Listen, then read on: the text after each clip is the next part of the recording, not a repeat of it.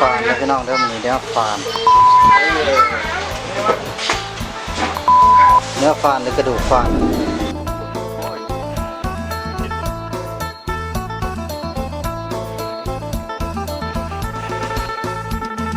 หมดแล้วเฮ็ดแล้วมันก็เป็นตะกินแล้วมันขนาดแล้วมันออกแล้วคนมันน้ำพ้อย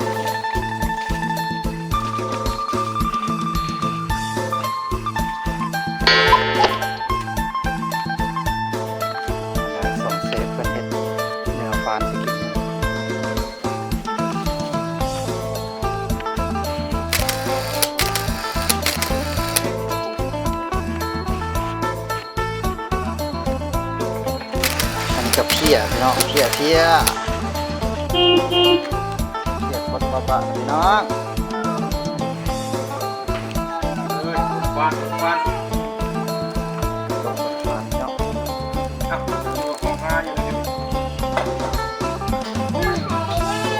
หม้อจะไปทางนี่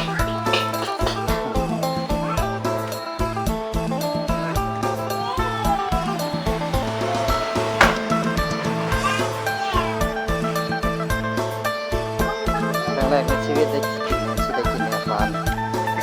แบบติด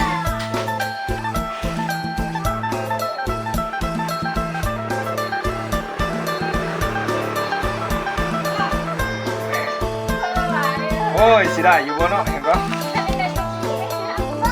ตีวางแผนซื้อสุดละ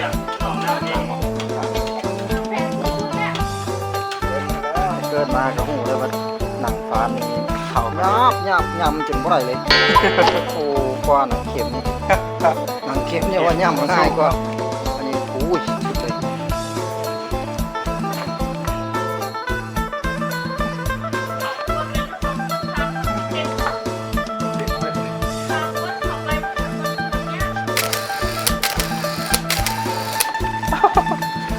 ที่ลึกอะไรวะหนังติดเส้นพี่น้อง นางฟ้านเข้าโอ้ร้านบริยุทธ์ไป